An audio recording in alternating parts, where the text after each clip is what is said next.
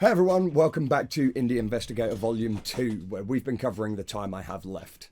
TIHL, as I've been calling it, is a game from Spanish-based team Ground Game Atelier. I'm super excited to be on call today with Yite, the creative lead and heart behind this time-driven escape adventure RPG. Yite, massive thanks for hopping in. Your recent X-posts showing off those the palette swaps that were PS1 inspired for Aline have been blowing up, relatively speaking at least, for an indie game. And it's at least got, from what I've seen, your community hyped, and at bare minimum, it's making me itch nicely in the right kinds of ways. Although I will say I do personally prefer her original colour palette that's in the normal game. So, but yeah, the more I hear, the more I play, the more I love the concept of this game. So thank you for taking the time up to have this chat today. Thanks to you for having me here. It's great to have a chance to talk about the game, especially with someone that is so vocal and so interested in learning more about this project. So it's my pleasure to be here, really. Thank you very much. It's super good having you. Just a little recap for viewers who'll be watching this back. I've streamed the game's demo twice already, and honestly, I'll be honest with you as well, Yute. My performance was rough. I'm not good. I'm not good at adventure RPGs. I never have been. My background's always been high pace action games. I've lost a couple of the combat sequences. And I haven't even gotten to the end of the demo yet because, oh no, there's a bit of a running meme in my community that I'm a bit directionless and prone to getting lost in video games. But I'm so hooked on the concept of Alien's race through Colony 7. And for me, it's got like almost this sense of Lovecraftian dread to the story beats that I am picking up on. And like, while it's mentioned by you in press posts, etc., that classic JRPGs have been your main source of inspiration, and I've seen comparisons to Parasite Eve and Ayabraya's story, I feel like I can't escape this otherness that often goes hand in hand with Lovecraft's work. An example of this is something that keeps racing my mind as I play is, where is everyone gone? There's so many questions and answers that need answers in TIHL, and it's one of those things I think really works in its favour atmospherically. Was any of that intentional at all? Was there any inspiration from Lovecraft works that inspired you guys as writers? Yeah, so not necessarily, but there's a certain vibe that we really like about the Lovecraftian approach. So yeah, you are not too off based on that regard, despite not being quite like a direct reference. This is something that we talk about a lot, about the references for this game. People ask us constantly which are the main influences for the project, but there's so many. We have a lot of reference from many places. So it's become that that everything's become so mixed that in the end it's very difficult to pinpoint just a certain influence for these kind of things. But yeah, it's the story and the vibe of the story is kind of like a Lovecraftian tale, but it's not directly an influence for this project in particular. Yeah, it does very much feel that way, that it's less so the main focus and more one of the things you're pulling from. Not that I'm an expert on Lovecraft at all. Like I'm more of a Thomas, being English, I'm more of a Thomas Hobbes man and Leviathan myself. Oh, excuse me, which I'm reading that again recently. It's one of the things that, because I've got a few projects that I'm working on, it's one that looking into Lovecraft and playing TIHL at the same time, I think has made me draw that parallel maybe. Because there's an outright fatalistic aura and undertone, not even undertone, direct in your face. She's got she's got 6 hours to live. It's the epitome of fatalism. So that is very intentional. We really wanted to focus on that aspect from the very beginning, and it's been kind of difficult for us to kind of build the game around this concept, because we wanted the gameplay to be very linked to that concept, and people see a timer and instantly it's like, oh my god, Oh I have to no. rush. I have to, yeah. Yeah. They become very stressed, and it's very difficult to find a good balance. There is Making a the B-roll is. Yeah. I already know the clip that's going to be played on screen here during this conversation. In the stream I did yesterday, last night for it. Yeah. I I finally found, because one of the bits I was struggling with is I couldn't not find where the bar to open the lock was, and because I'd been just going past it over the vent and I hadn't noticed it, and so I was getting frustrated and I was like, I've only got 10 minutes left, where is it? And I found it with 3 minutes left and I was like, shit, sprint. Yeah. So yeah, I absolutely adore that aspect of the game. It's so cool. Yeah, we believe it's very cool, but also there's something that a lot of people feel that it's too much pressure. So we put a lot of thought and a lot of care on trying to find a good balance between the two, that so that we have like this pressure of time, but it's not like I've lost 1 hour of progress, or I have to repeat all of this all over again from the beginning. We wanted to find a nice balance between the two, and I think we are getting close to it. Yeah. Oh, definitely. I've been saying during the stream, it's absolutely nothing being held against the game. I went into it, and in fact, I chose TIHL as one of the games for it precisely because I'm bad at these types of games. So it's because then I can be more objective about it. I will be able to stop and go, is this the game's fault right now, or is this my fault because I suck? And I have yet to encounter a moment where it's been the game's fault. So far, every single thing I've been able to hands up, and there's evidence on stream of it, of me going, I wish I was better at this game so I could figure this out. And I think it lends itself almost in a fear and hunger kind of way to replaying itself multiple times so that you can be more time efficient.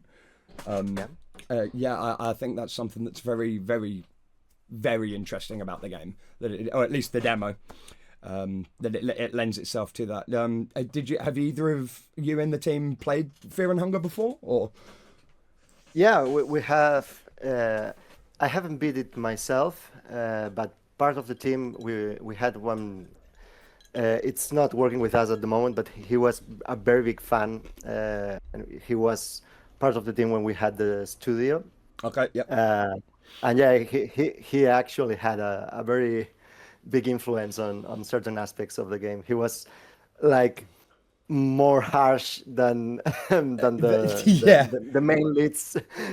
For sure. He was always suggesting very, very punishing things, and it was great. But we had to kind of, okay, let's find a middle ground, because it's a little bit too much. yeah, that's entirely valid. Which is it's something. It's a very fine line, almost like a tightrope to walk, that I feel that people, at least on the indie scene, have. Where, because I've toyed a little bit with dev work myself in Unreal RPG Maker, and it's finding the line of being able to separate yourself, going, we know how the game intrinsically works, so of course this is going to be easy for us. We can't make it too hard so if it's so hard that we struggle with it, how is the general public going to deal with it, type of deal, if that makes sense. Yeah, but if you have seen in the demo, we added like a story play style, which we didn't call easy mode, because it's not really much easier in terms of the overall balance of the game. Is almost the same, but of course you have like several additions that make the experience a little bit more, let's say, easy for the sake of the conversation. But it's not designed to be like an automatic kind of experience, or something that it's a lot easier, but just to provide the certain aids that we've heard people ask for when playing for the intended mode, which is the balance mode. It was the original vision for the game, and we've seen that this has been a great, because a lot of people that are a little bit on the fence about trying the game choose this mode, and it's just a set of skills and a set of options that you can still toggle off if you want to play like the conventional way. So Yeah. it was kind of like we set for balanced. We made some adjustments, and the previous version of balance it was harder, so Yeah. we had to kind of tone down some of the ideas that we had because we really want people to at least give a try Yeah. and try to get into the game in the very first level, and then Yeah. we can get a little bit more harsh as Yeah, the for game goes sure, of on. course, yeah. As you don't want to have that you don't want a Gundyr from Dark Souls 3 where the weeding out the weak fight is right at the beginning of the game. Yeah, That's not how you garner interest, yeah. yeah. Um In fact, nowadays Dark Souls it's like you know what you expect from yeah, software games, but exactly. in the very first in Demon Souls, it was kind of a lot of people missed on that game because it was very hard. So Exactly. uh, so it's just easing the point of the barrier of entry, so people can try and can get more experience with the game, and then go into the intended experience a little bit more naturally. For sure. Well, on that subject of conversation, I want to Yeah. pull back to the very beginning of the project and get to the heart of the story, so to speak. I've done Yeah. some reading on the website on X. I'm a man of preparation. I'd love to hear Nice. how you guys and the team first came together, because I believe it's your friend Elías who is the main other dev with you, if I'm not mistaken. Yeah. And yeah, as I mentioned, I've toyed with dev a little bit myself. I'm always intrigued to hear from people in any walk of life why it is they do what they do. So I'd love to hear what brought you to wanting to work on this project specifically, bringing this vision to life, and what made you reach out to Elías to collaborate and eventually form Ground Game Atelier. Awesome. Just as a side note, we are not Ground Game Atelier now because Right. that was our company that we had to close. Right. So we Okay. are now just Ground. Okay. Right. Just which Okay. Cool. Yeah. it was a shame because I don't know if you know about this, but let's start from the beginning. So Yeah, yeah, I'm aware of the Kickstarter. I knew that you had the studio closed. I wasn't aware you were going under a different name now, so for that I apologise. yeah, I'll stick to Ground Game no, now. no problem at all. So answering your question, um, it was quite a bit a long time ago. It was like 8 years ago, I think it was. Yeah, 8 or 9 years ago. Oh, I was still No, I fighting was then. working. Yeah, it was kind of it's a long road. Yeah, yeah, for sure. So I was working as an animator and graphic designer, working on motion graphics and 3D and all that. But my passion has always been video games. I wanted to create my own games. I've been working on my own projects for a long time, ever since I was a teenager, and I loved all these kinds of RPGs and all these games. And I've always had like the hobby of creating games, doing design documents, doing prototypes, and all that. But I'm from the art side, so most of those projects never came to fruition. I went into. We are talking before this kind of tools that we have now, Unreal and Yeah. Unity and all that were widely available and for free, which has been like completely changed and how everything works. But at the time, I was a little bit frustrated because none of the projects that I have started and none of the friends I've started projects with, we all had our lives, we all had our work, and it was very difficult to pull to create something in the time that we had left. So Hey. we I it was kind of like that was kind of like the very first thing that triggered like this concept for the game, because I felt that I was getting old and it was becoming difficult for me to try and make games in a professional capacity in any way. So at one point I started prototyping for this project, which was had to be the one project that if this works, if it doesn't, it doesn't. Um, and yeah, that was kind of like the very first idea, that the idea that, okay, I don't have much time, but I want to make this kind of this kind of thing for myself and for my future. So I drafted the original idea. I created some visuals for the game, and I made a very early prototype, because just around that time, a little bit before that, sorry, Unreal became free to Yeah. use. So I started prototyping with that, learning Unreal on the way, as a side job, and I managed to build something that was kind of raising some eyebrows around me and my friends and family and people that I didn't know.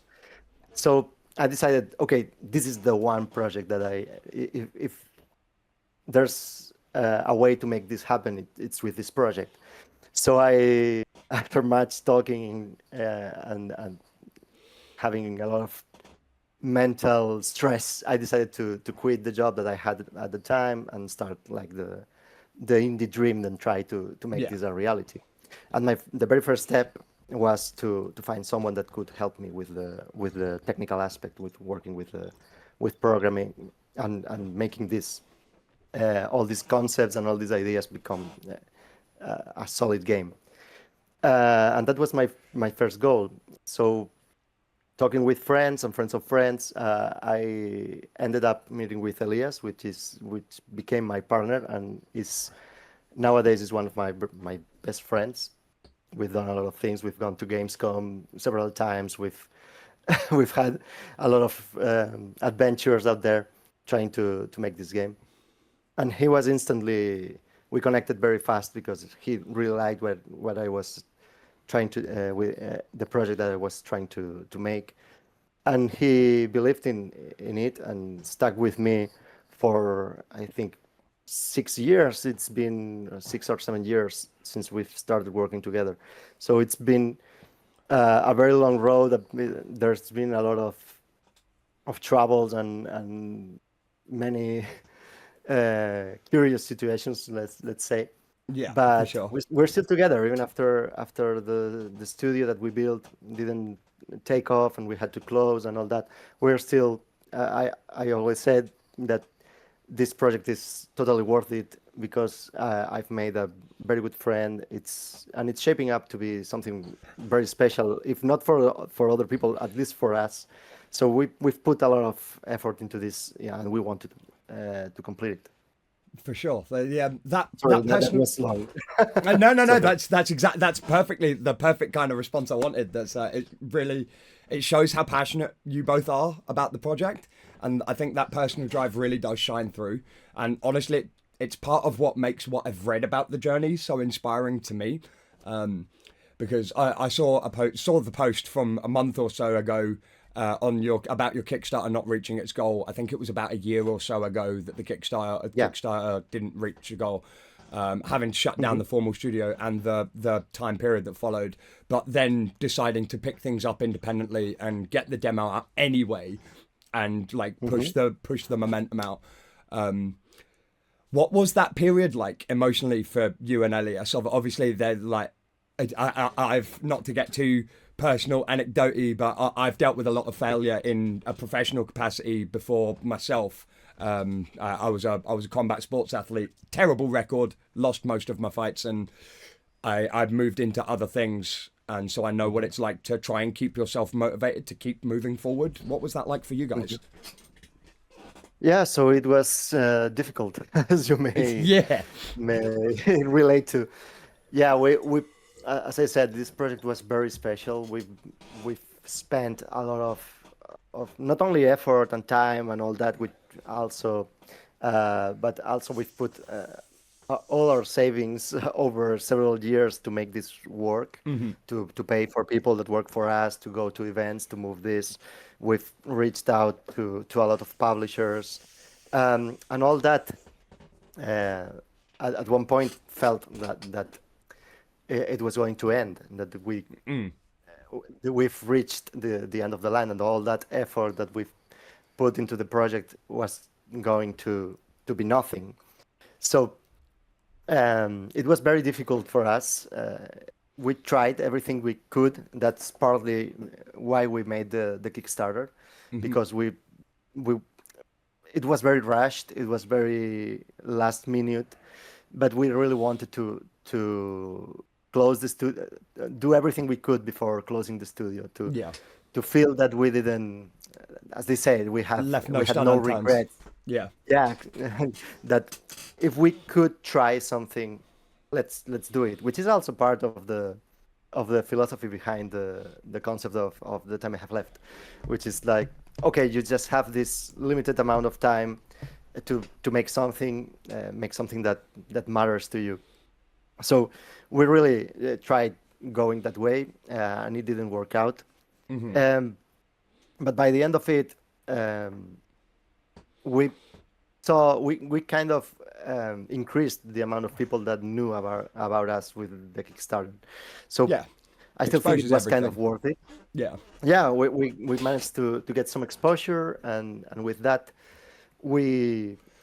some people were very, very supportive and very, even some of them were disappointed that the game was not going to be a thing, and we felt that at last we really got what we wanted, which was to make something that resonates with people, and there's people that are expecting it, and people like this weird mix of things. So we felt kind of validated despite having to close the studio and all that. So once the most difficult part, we got past that difficult part, then we could kind of find a way to keep working on this. We had just soldier on, so to speak. We tried. Yeah, sorry. No, it's all good. I was just about to muse on what you were saying. I think it's bloody awesome that you managed to find the even if it was a relatively speaking a small community or whatnot, you found those people that had genuine disappointment that it seemed like the project wasn't going to come ahead, and then you pushed through it to not just for yourselves, but also it seems also in a way kind of like let's not let these people down because they really want to see it also. Ironically, we were kind of struggling to feel that the game had an audience for a long time, because we were reaching publishers, and publishers were turning us down and telling us that we should do things differently, or that this game is kind of weird, or the team is very small for what we are trying to achieve.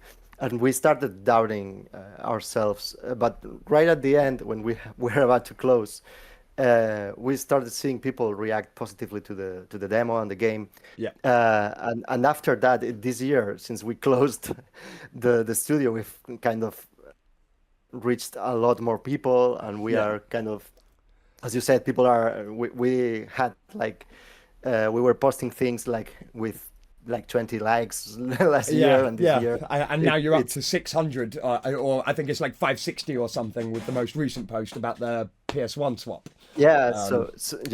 So we've grown quite a bit since closing the studio. So it's kind of like building the house from the roof, because we made the studio, made everything that's supposed to be, everything the way that it's supposed to be, hiring people and creating a structure, professional structure to make this, and we ended up where we started, and it's now when it's starting to kind of starting to pick up.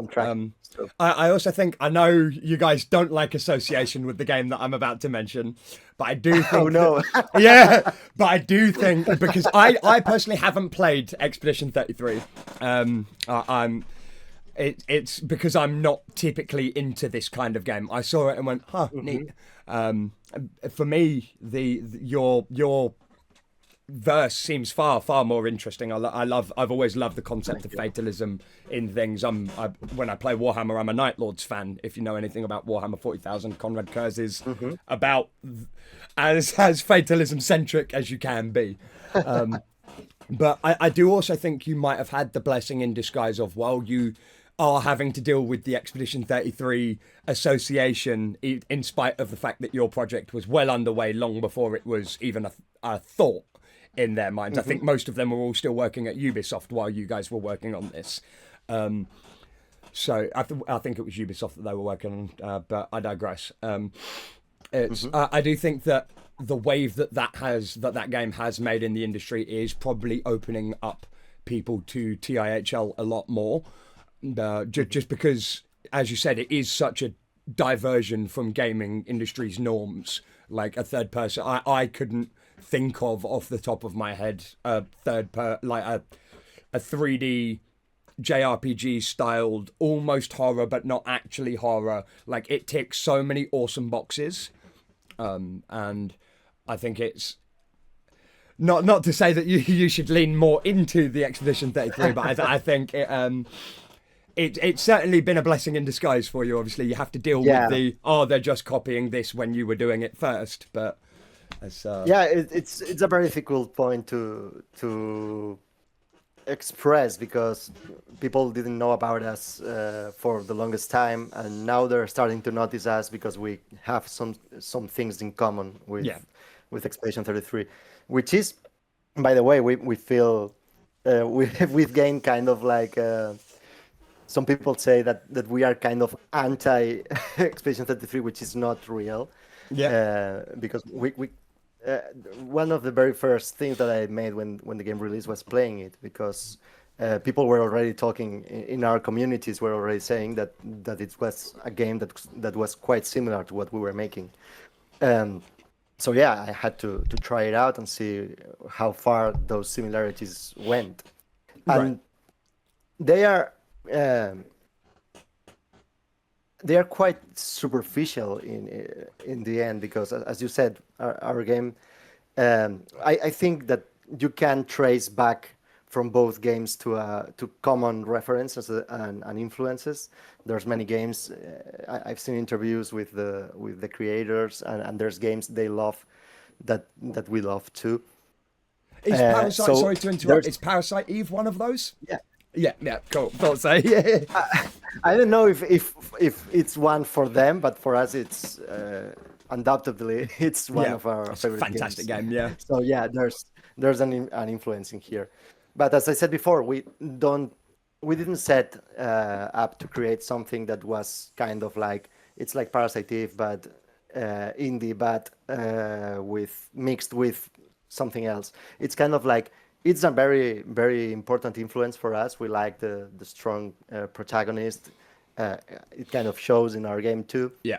But it's not, it's more like, as I think homages have to be. You don't have to kind of take the same and make the same again, but your take. You have to take what really inspires you and what makes you what sparks your creativity, and make something yourself that kind of draws from that ethos, but in your own way.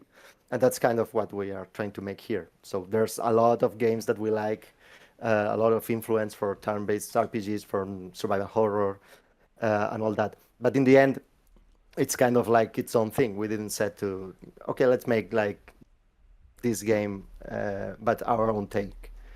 Right. Yeah. Okay. So now we've spoken about your journey, about the associations, things like that. I want to get a bit more to the nitty gritty of the dev side of things. As someone who's toyed with Unreal Engine 4 and 5 myself, out of just sheer curiosity and my own desire to make games, I'm quite aware of some of the pitfalls that come with working with the engine, or at least in blueprints, because I use blueprints because I have no idea how code works. I can't tell it arse from end.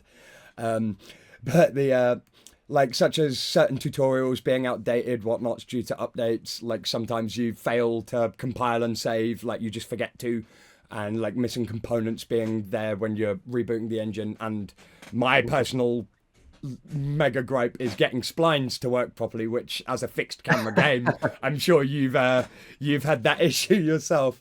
Yeah. What kind of history with coding do you guys have? Obviously, you touched on it very briefly. What if any, professional Yeah. working, should I So say, brought you to Unreal? And what problems with Unreal have you had as an indie developer? So yeah, as I said before, I come from a more of the artistic way, so I'm familiar with coding, but it's always oriented to make things work in an artistic setup, let's say, to create scripts, or let's say very small things in the big picture. But one of the things that drove me to Unreal was blueprints, because that allows me to kind of prototype very fast the ideas that I have, and then for someone with actual talent and knowledge, which is Elías, my partner, on the program aspect, to make that a reality and to build on those ideas with proper execution. So he was working at a game studio here in Barcelona that doesn't exist anymore, but it was not an indie, more like a double A studio here in Barcelona. Okay. When he decided to come with me, and he's working on he's worked at a major developer too.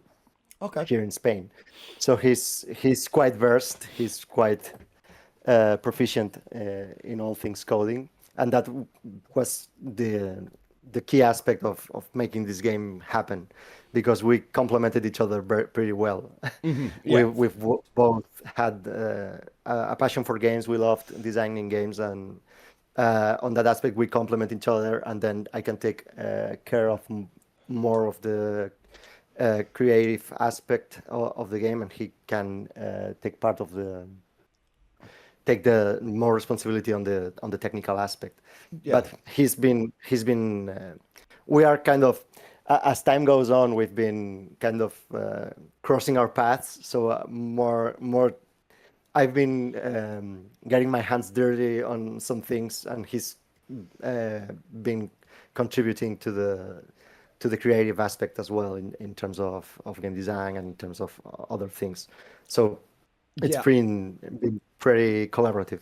Yeah, I mean, it really shows, because I had been under the impression that there was like 20 of you working on this, just based on just because of how polished and nice the game is. Thank you. Like other indie titles that I've played, like everything feels complete and like it's there with a purpose in the time I have left. Apart from a couple of shelves that I was like, I feel like there's definitely something on this that I can't search. There was a lot of wall hugging and clicking X.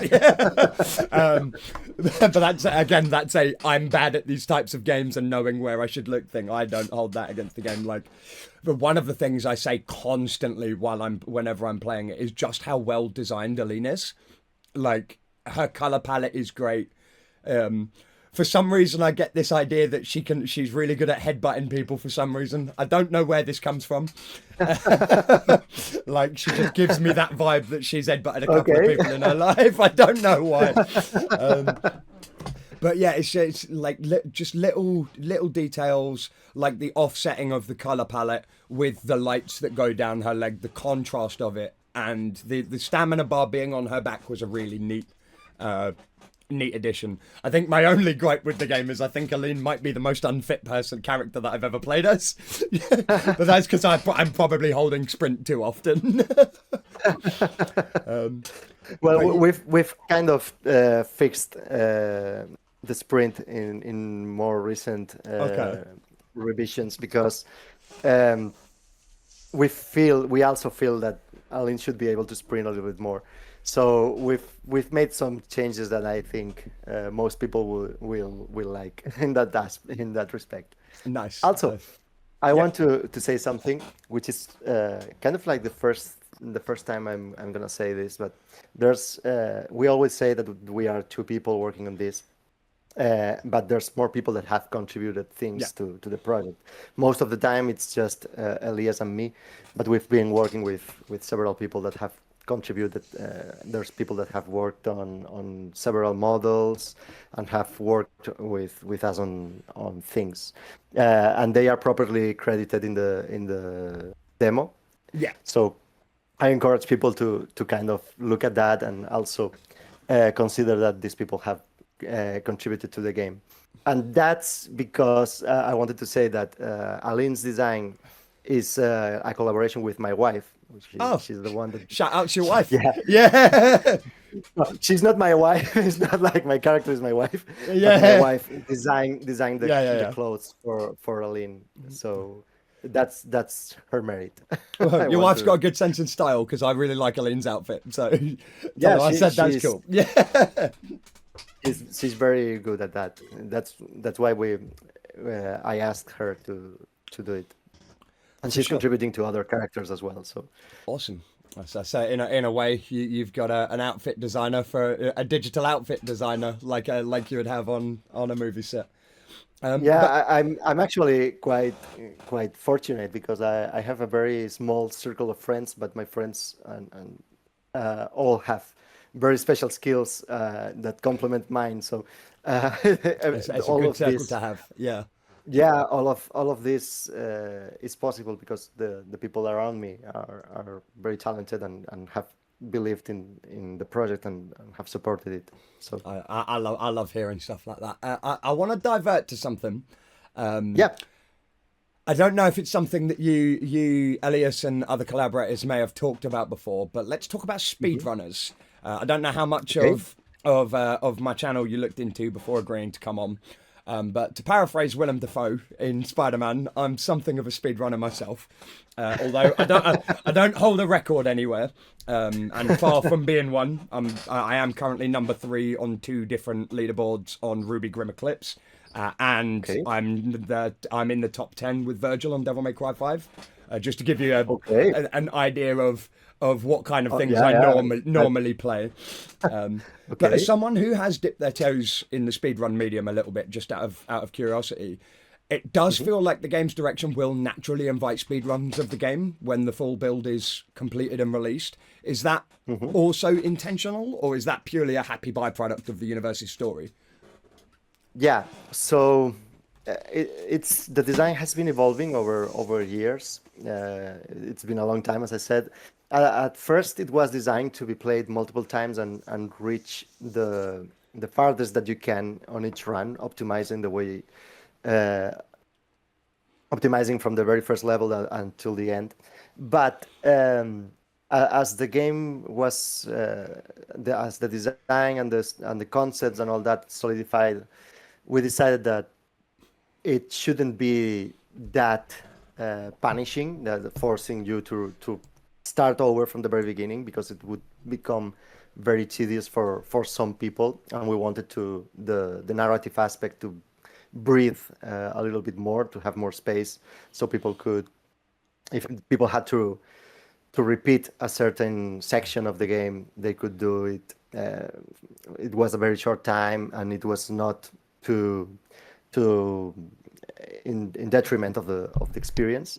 But some of that original design still remains. We designed the game so you can really optimize the playthrough, and we kind of we don't have anything set in stone in terms of speed running, but we think, as you said, that the game is very attractive for that, because you have that timer and you have all these paths and secrets. So we may include something maybe in the challenge mode that we have planned, or another reward for people that really want to gotta go fast. Yeah, Sonic. Yeah. Yeah, but yeah, it's something that it's there, but it's kind of secondary, because we really want to, our take on the timer, it's a little bit different, because we want people to kind of make the most of that time. That's why you haven't reached the end of the demo yet, so Yeah. I don't want to spoil that. Yeah, no, for sure. But I have to spoil a little Yeah, that's fine. detail, Go ahead. Yeah. which is that all the time that you don't spend in a chapter, you lose in the next, because there's narrative reasons that kind of will balance the game, the time. Sorry. Interesting. Okay. If you live with half an hour in your timer, you're losing that time. You are not gaining anything for leaving that time Interesting. behind. I thought the So opposite was going to be the case. I really liked that. yeah, That's sick. that's Okay. that's the usual. So, but we Yeah. really wanted. So, the idea is that you get the most of that time, because you can move as fast as as you want. But if you go too fast, you may leave Miss an behind important detail or something. some secrets and all that, and that's part of the design. You uh, maybe the first time you reach the exit with very little time, and you have to leave uh, without exploring everything. But the second playthrough, you know where you have to go. You can get some extra time. You can explore more at your own pace, and you can get a lot of things that you missed the very first one. So it's kind of both ways. You can go as fast as you can, but our idea is that you spend the most time that you can before moving on. Yeah. Okay. Yeah. That's real. That's made me almost want to move up my stream for the next chapter of time I have left. I think that's fucking awesome. Pardon my language. I'm a really sweary person. I've done so well to not swear the entire time up until now. That's great. That means that I appreciate this kind of enthusiasm. Yeah, When people swear, it's like, okay, they really like it. Yeah, for sure. But yeah, unfortunately, that's probably all I've got time for right now. Okay. Because I've got a Hollow Knight stream in 45 minutes that I need to Yeah, set everything up makes for. sense. But yeah, thank you so much for coming on. It's been really interesting talking to you, getting to know more about the project. Just as a note to anyone watching, the Steam wishlist and page will be in the description. The Ground Games team's Twitter, or X as it's now known as, it will also be in the description. Make sure to follow the team in their various comings and goings with the game and show it some support. While I'm not normally a player of these types of games, I really, really, really like this one, and so I'd love to see more people playing it. I think it deserves it. So just before we end out, if there's anyone you want to shout out or thank or anything else you want to plug, feel free. Go ahead, do it now. Take us home. Well, I think I've thanked everyone I wanted to Yeah. during the normal conversation, but I will take this chance to thank you for having me here today and helping us spread the word about the game, and so more people can know us a little better and give them an opportunity to this kind of strange mix of RPG and adventure. Yeah, it's great. I've tried my best to curate a list of games for Indie Investigator. I've got like 8 for season 1 planned, and this one is one that sticks out to me. Not that none of them stick out to me at all. This one sticks out a lot more, precisely because it's so different to all the rest of them. A lot of indie games nowadays are Souls-likes, are roguelites, they're DMC wannabes. Like that kind of thing, and I think it's really, really cool that you guys are doing something so unique. So yeah, Thank you. so thanks for coming, and I'll hope Thank to talk to you you. again soon. Yes, and all the best with the channel and the Indie Investigator series. We will keep an eye on you as well. Thank you very much. Bye bye.